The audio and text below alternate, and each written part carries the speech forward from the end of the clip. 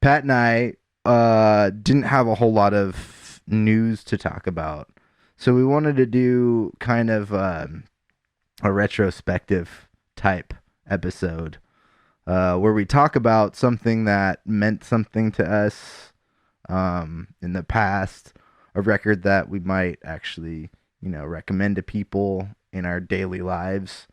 Pat, what record was that? This would be Modest Mouse, kind of their mainstream breakthrough.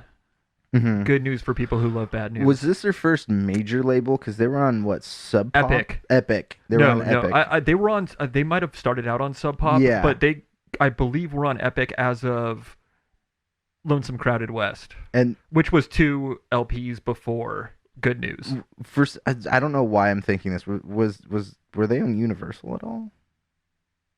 Epic Just it might have been backed by Universal. I'm not Okay. really sure. I'd have to research that a little bit, which Okay. we don't do. Yeah, we don't care. We don't care. That's not what this show is. This show is us talking about the content, and We want to talk about the emotion. yeah, I want to cry about things. I want to listen to some Modest Mouse and just cry for a while. Because guess what? Shocker.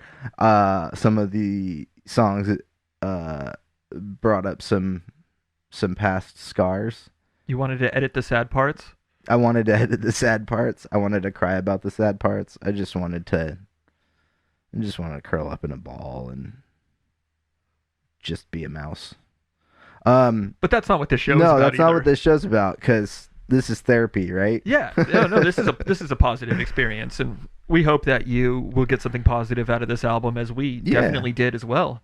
So this came out, what, like 2003? 2004. 2004, okay. If I can remember correctly, this came out spring 2004. Yeah, so I had just graduated high school The previous previous year, fall, yeah, and I or- was working or working at summer. the Levi outlet store. Right. And I By remember most. we got tickets to go see this band before this a week or two before the record came out. Yeah, it was maybe a few weeks before, but it was Yeah. pretty close. Yeah. And they luckily did play a lot of older stuff, but they did play a lot of new stuff off that record too. Because I'm a big fan of Modest Mouse's older stuff for sure. And they definitely played Bukowski. Yeah. Remember But this is good news for people who love bad news, and we start off with this horn intro. It's just horns for like 15 seconds, 20 seconds, something like It's that. like a long sustained note. Yeah. That sounded more like a cat, not a horn. But it is John has perfect pitch, so we know I'm we know that's perfect. spot on. They call me Perfect Johnny. The timbre might not be there, but the pitch is clean as a whistle. Yeah. And so you get a nice little horn intro, kind of sets the tone for the record, and then it goes right into The World at Large, which is a little bit slow. A little bit slow, a little bit somber, but Yeah. it ultimately is a little hopeful too. It really does set the tone for the record. It does, agreed. The way that it segues too into the next track, which we'll get to, but Yeah. I really like this song, The World at Large. Mhm. It's got to be one of my favorite tracks off the album. Yeah. Just right off the bat, that those opening lyrics, Ice Age heat wave can't complain. Yeah. If the world's at large, why should I remain? Why? Why should I? Yeah, we're obviously not going to remain too much longer. Our time here is limited Yeah. as a human species. And you know what? You got 20 minutes, dude. You know what, though? Colonizing outside planets, Elon Musk, we're talking to you. Elongated muskrat. Like, at this point, it just doesn't seem... I hate to sound like a pessimist, but it just does not seem like it's in the cards. I just don't know. Well, I mean, Isaac Brock really draws attention to, and a lot of his stuff. There's a lot of this mortality versus nature Absolutely. kind of mentality, kind of continuing off themes from the previous album, The Moon in Antarctica. and he continues them still. I mean, I still Yeah. hear some of these themes in current stuff that he does. But that song has a through line to the next. Basically, they both sound very similar. The note kind of hangs. The last Yeah. note kind of hangs over up until it kind of fades and then fades back in. Into the beginning of Float On, which was the big single from that record. Huge. Their biggest song to date. And It's a great song. I love that for good song. reason. Both these songs, for me, actually, there's a lot of nostalgic feel because I was listening to this a lot right after high school through my first breakup, and then through college through my second breakup, and uh, it was kind of weird that like all of these like breakup nostalgic feelings came back, and I was like, I feel really sad, and then I was like, those were like 20 years ago. What am I sad about? Hey, I mean, life is life. But that's the cool thing about music and art and stuff like that is it like it can evoke emotion in these kinds of ways, and definitely took me back to a different time in my life, A which is simpler good. time. Yeah, well, a simpler time. But yeah, let's talk about Float On a little bit. Yeah, so Float On is their big single. It feels this song actually feels like I guess if I'm gonna bring this back to my nostalgic breakup, it feels like light at the end of the tunnel, kind Yeah. of like. Agreed. Yeah, it feels Like, like you know what? Shit isn't as bad. No matter how bad you think that shit is, it's Yeah. probably not that bad. because we'll all float on. That's right. All right already. It just that has that guitar riff, that instantly recognizable guitar riff. Yeah. This whole record sounds like Modest Mouse, different eras of Modest Mouse, but It sounds a lot like the previous two LPs. yeah. Elements of both. Uh, the third song on the record, well, the fourth song really, not including Horn intro. the horn intro, is maybe one of my favorite songs on the record to date, and it's Again, about life and death. yeah, very much so. It's actually a really sad song for me. I love this song a lot, but that's Ocean Breeze Salty. And this also feels like it's I get the impression that it's not just me, but the writing of this song feels like post-depression, I guess. I don't know. Feels like somebody Kind of just coming out of a spell. coming out of depression. Yeah. Like a lot of this record feels like that. You know, there's death and sadness, but also a lot of hopefulness. And I don't know what his battle with depression was like, you know, in his personal life. I've heard we've both stories. been there. Yeah, I've heard stories about him, and I can only we've all had a little bit of depression in our lives. So, but this song's great. I really love the video for this one. This one where like the crow is the human crow thing, and like they're in the field. Yeah. Yeah, like this. I like this video. You got any thoughts on this one? Well, I just wanted to say that I had the opportunity to see Modest Mouse for a second time. First time was when was that? 2004. Yeah, 2004. Yeah, so I had the opportunity to see Modest Mouse 2 years ago, and they played this song, and it was one of my favorites of the set. Just brought back memories, and it has a good feel. They have a big touring band now, Yeah, yeah. and it's just a cool song. It's got a lot of cool instrumentation. Did they have two and- drummers when you saw them? two drummers and a percussionist, I believe. Oh, okay, okay. Yeah, Yeah, their so they band's had a much lot. bigger Yeah. than they were originally a 3-piece. Just a three-piece. Yeah.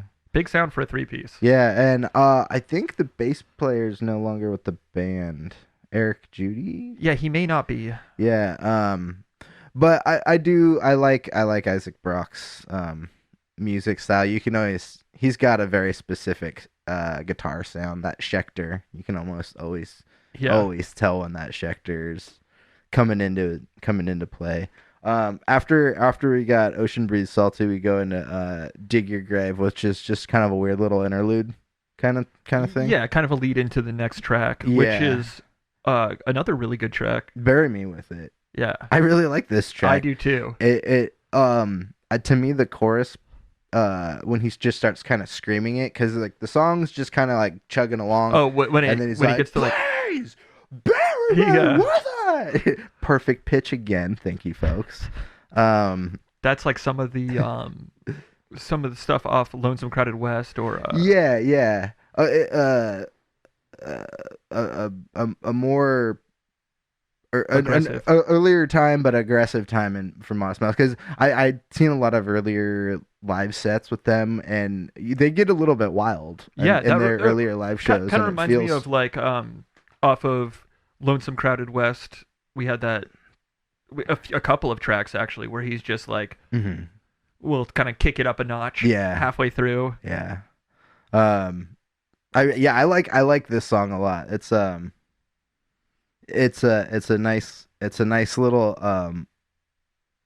adrenaline kick to the record almost. It makes the record pick up a bit more. And he also shouts the title of the album in Yeah. the song, so it's Yeah. kind of like the title Good track news for people who love bad news. God, I don't know why we haven't sold any records. I know. Well, I think I like this song more now than I did when it came out. I mean, I really liked this record when it came out, but I think I like this track a little bit more. And this song to me is, if I'm gonna give myself a little bit of a ranking for this record, this song is equal to the next song, which I think a good song, but I think I might get a different opinion on this one. This one's called Dance Hall. yeah, I'm just not a big fan. Yeah. Why? What's up with that It one? just doesn't do anything for me. I don't get the same feel as I do the other tracks on this album. I think pretty much every other track on this album, and we'll get to one that I never really listened to very much in a little while. But this one just, I don't know, it's just not much. What do you think about this? I like this one. I think it's a nice little it's almost Modest Mouse has a lot of Talking Head influence to it, and sure. I do feel like this one is a little bit more. You compare it to maybe like Jesus Christ Was an Only Child. Yeah, from actually, Lonesome Crowded West. I think. Oh, it's not this one. I have a note on one of them. Or like Cowboy Dan. That's kind of a weird one too. Yeah, It's almost like a little bit like a weird like demented indie rock nursery rhyme. Yeah. No, I think this one's fun. It's not a very long song. It doesn't take. No, that's what I'm saying. Like it's almost like an interlude itself. Yeah, I mean, it's a little bit more than that, but I like it. I don't know. It works for me. I don't really have any terrible critiques on it. Like I might on some other ones. The next song after this is actually, no, this is a really good one. This is Bukowski. I think a lot of people like this one. Yeah, this has got that banjo. Yeah, a banjo twang. My notes on this one just say jug band shimmy with a smiley face, and then it says love the banjo. Yeah, the banjo is great. And yeah, Charles Bukowski, famous alcoholic. Yeah, famous for being drunk. For painting trees on television with his afro. And this question asks this song asks the question, why did God have to be such an asshole? Bob Ross Bukowski. It's a bit of a loaded question, but you know what? Yeah. Well, I mean, we're all assholes, so I think if we're really created in God's image, then it's Bob Ross Bukowski over here. Bob Ross. Yeah, Bob Ross Bukowski. Take a swig and then paint a tree. Oh man, I'd watch that show. Or write a poem. Well, after that we got The Devil's Workday, and this song kind of brings back the horns midway through the record. You got those horns coming back. Yeah, kind of like weird drunken trumpets. Yeah. I actually really like this song. I do too. My note here is so weird. I wrote this like an hour ago. Okay. First of all, I can't read my own writing. Second of all, it says Vagabond Paradise makes me feel like I'm eating around a fire with 1940s circus folk. Yeah, I remember when this album came out, there was a movie, an animated film that had come out. Is a French film, The Triplets of Belleville. Oh, I love that movie. But it's been a long time. Me that this song was in The Triplets of Belleville, and it seemed completely plausible at the time. Did I? To my 17-year-old self. Well, backstory, Pat and I lie to each other constantly. It's more like you lie to me. I told them once that Guillermo del Toro was in Shrek. Guillermo. And yeah, he believed me for like 2 seconds. Benicio del Toro, not Guillermo del Toro. No, Guillermo del Toro. he plays Donkey. Yeah, but Devil's Workday, weird song. Yeah, it's got a little bit of that like kind of circusy, old timey kind of. I don't know. Vagabond Paradise really rings clear to me now. I love those weird horns.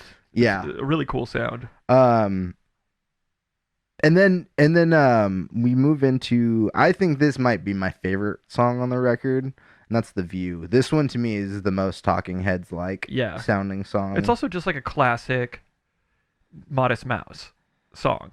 Yeah, it actually, this one kind of reminds me of Doing the Cockroach. This one could have been on Moon in Antarctica. Yeah. I think it would have fit in there.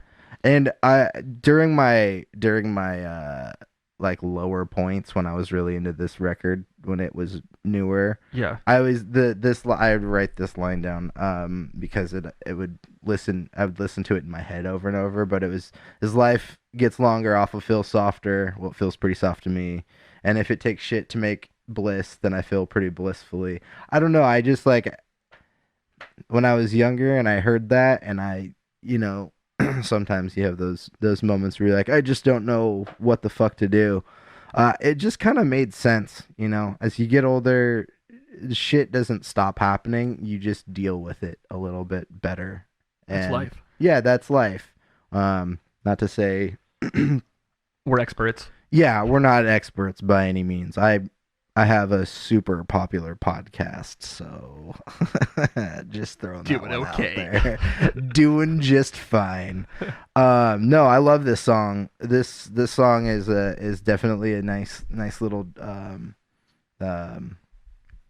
danceable song. It's danceable for me. Yeah, it is. It's got a nice up tempo. Can't really say too much bad about this song. Yeah. It's a great track. Well, I think you should start saying bad things about everything, just to piss people off. Hot takes. Let's start instigating internet trolls. We could be instigators. Yeah, Instigator.com. Let's get those trolls. By the way, if you're a troll, you better have a gem in your belly, and you have better have pink hair.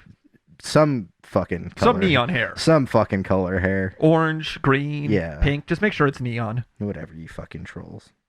Anyways, were you satin in a coffin? Because that's the next song. Satin in a coffin. That song is...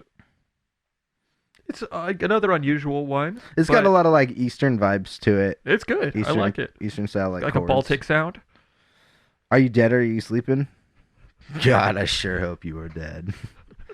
Because if you're sleeping, why did we just bury you? What's the point Again, of another song about death. Look, you just work until you die and then you sleep. So you're good. Why is anybody sleeping these days? Isaac Brock brings up another valid point in the whole working class system. This one's got a good, nice, like thumping 4 on the floor drum. Yeah. I think there might be more banjo in this one too. I don't know. But then that goes into a little interlude, and this might be one of my favorite notes for a song. The interlude it's called interlude, quote Milo. Yeah. And it's only like a minute long, and we're guessing Milo's a baby. Yeah. So I'd forgotten about this. And at first I was listening to it, and it's just like, oh, this is fine. It's short. Shrug. It's fine. And then my note says, wait, no, ... There's a baby. Fuck that shit. Yeah, I remember you saying that this was like nails on the chalkboard. Yeah, I can't stand it. I can't stand it. No offense to people with babies. Hey, my nephew stayed with me recently. He's 2. I love him. He's great. But this song is not... It's almost akin to the one track on Currents that I don't like. Yeah. Where I'm just like, I can't. Seems to be a popular point of reference. Yeah. Yeah. Well, I get angry. Yeah. John Smash. So yeah, we got this interlude. Do you like this interlude at all with the baby? I mean, it's he's not like whatever. Crying. There's like an organ sound underneath it. Yeah, it's whatever. It's fine. Oh, fucking baby. Fuck that. And then we go. Well, that leads right in, I guess, to another track that I'm not a big fan of. My note says skipped every time. And I pretty much did too. This is Blame It on the Tetons. Yeah. The Tetons, are you familiar? The Tetons? Tetons, the croutons. The mountain range in Wyoming. Do you put them in salads too? I mean, maybe, if you're Tight. God. Tight. I think you're probably pissed at Isaac Brock too. You're like, dude, why did you just call me an asshole a bunch of times? Yeah. I was just trying to. And then you're blaming my croutons? I gave you mountains to eat, Yeah. you idiot. Well, I don't like this song very much. Well, you know what? I skip it. I also had skipped it pretty much every time. But I listened to it, and you know what? It's a pretty damn good song. Yeah. It's got some beautiful piano lines if you allow it to get there, which I don't know if we ever have.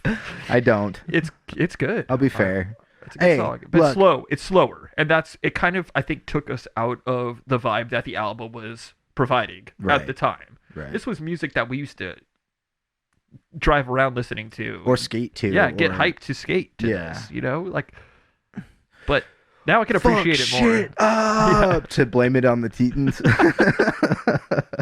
Yeah, but now I could appreciate it more now that I'm older. Yeah, I mean, our tastes change. Yeah. I do like different music than I liked when I was younger. I still don't like the song. In fact, from this point out, I used to think that like the beginning of the album was really the core of what I liked. You know, World at Large, Float On, Ocean Breeze Salty. Those are classic tracks that I'll never get sick of. But these last few tracks of the album are pretty damn good.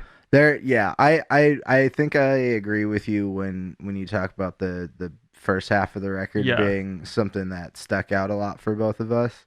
I still think that the first half is probably the better part, but there's a lot of good tracks on this record total.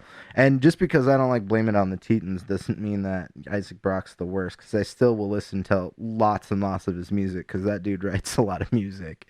I mean, I don't know if a lot of people know, but while he was doing earlier Modest Mouse, he had another side project he was doing, Ugly Casanova.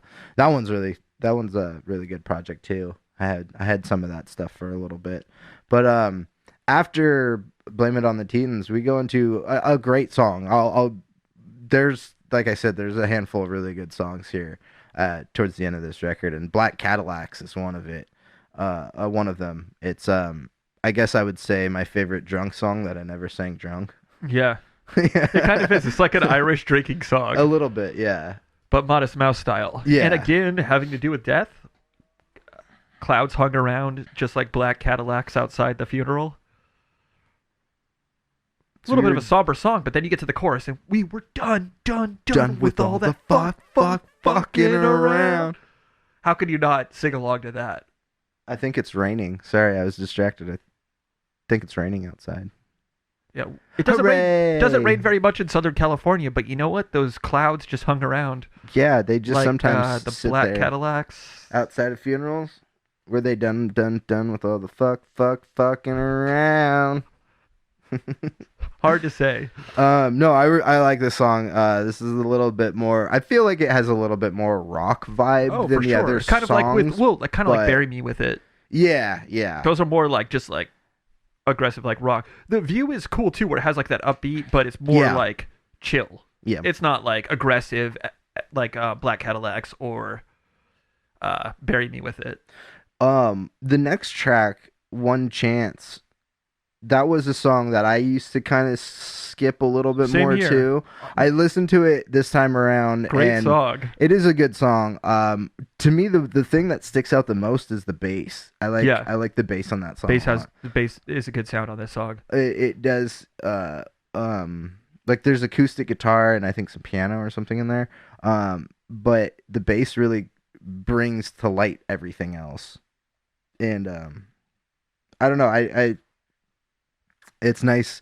It's nice when other bandmates get recognized, in bands. Yeah. Modest Mouse is a particularly interesting band because they all have really talented. As they've gotten bigger, they've gotten more talented people like Johnny Marr and things to work with them. But why am I forgetting Jeremiah Green, the drummer? Great drummer. I love Trucker's Atlas off Lonesome Crowded West. That's such a great song. That drum solo intro, that boom, boom, boom, Yeah. boom, boom, boom, boom, boom, boom, boom, boom, boom. Um, yeah, and not to say that none of the other bandmates don't stick out on this, but thought I think this one chant song was particularly nice to hear because it was a slower pace song, and it almost seems like there is more um, input from a different kind of storyteller within the band. Also, coming from Black Cadillacs, this song has a much more positive vibe. Yeah. Well, it's a little, but yeah, yeah, yeah. It does. It does. Um, and then that kind of leads into the last two. Um, or actually just the last one, the last song on the record, and that's the Good Times Are Killing Me. Which I think is a collab with Flaming Lips. Maybe just Is it? Wayne from Flaming Lips. I Uh-huh. want to say that the Flaming Lips are on here. If that's true, I didn't actually know that. You might be right. I just don't know. But if you are, that makes my note make a lot of sense. Because my note here says 4 a.m. coming off drugs jam session. And then it also says good closer. I do think this is a good closing song for a record. Yeah, agreed. This whole record has brought up a lot of nostalgia for me, and it's good nostalgia, and it made me feel sad about things that I'm not sad about anymore, which is funny because I'm like, why am I sad now? But again, I think that just that plays into the fact that music means a lot. Also, can- when this record was released, this was probably my favorite band. Yeah, So- mine too. We were both just anticipating this record for a while, and after seeing them live at Ventura Theater, Yeah, I think that was my very first concert I've ever went to. really. Like my first proper concert. Yeah. Okay. My first one was Weird Al at the Oxnard Performing Arts Center. I remember before the. I'm not kidding. That's awesome. I'm not kidding. Yeah, but before this record came out, I just like mainly just had like mixes. I didn't really have like full Modest Mouse albums that I can recall. Yeah. I had a lot of the Moon and Antarctica. Yeah. We both learned a lot from skate videos, and a lot of our music taste came like we would make a lot of mixtapes based on skate videos Sure. and stuff that we found in skate videos. Yeah, So. I remember in film Yeah. they used Trailer Trash as Yeah. like one of the outros. And Yeah. that song is awesome. I love that song. I mean, I'm sure if we go through other Modest Mouse records for these retrospectives going forward, because we'll do more of these, we'll pick an album and just kind of talk about it. I'm sure if we go through other Modest Mouse stuff, there's going to be so many other. There's a lot of memories I have to this band. Yeah, and they're same here. Like all different records. Like this is actually a breakup record for me. Which is weird, but that's just where I was for this. But Lonesome Crowded West and Long Drive and Moon in Antarctica, all those have like tracks that were in skate videos that meant something to me from like some of my favorite skaters, or like we used to do trips all over Southern California to go find skate spots when we were younger. And I remember going to I think it was on our Escondido trip one time. I think it was that film premiere we went to. Was it Tom Cranzel's video? Tom Cranzel's video. Just listening to that, because it was funny. Us as rollerbladers, as young kids, we'd sometimes like sit in a car for hours on end, driving down to like Orange County or San Diego or something. We just had time.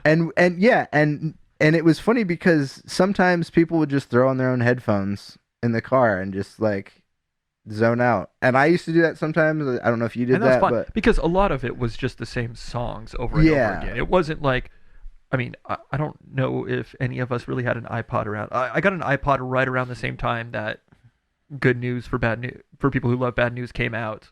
I had a little Discman and a tape player, and I remember putting all my CDs or making mixtapes so I could use my Walkman instead of a CD like Discman while skating, because I didn't want like CDs have lasers to read the discs, and as you're skating, like it's prone to skipping. Yeah, so skip protection was always bullshit. Yeah, although I had one CD player that was pretty ace for. Pretty ace? Yeah. Yeah. What are you, in the 20s or something? I'm old. I'm old.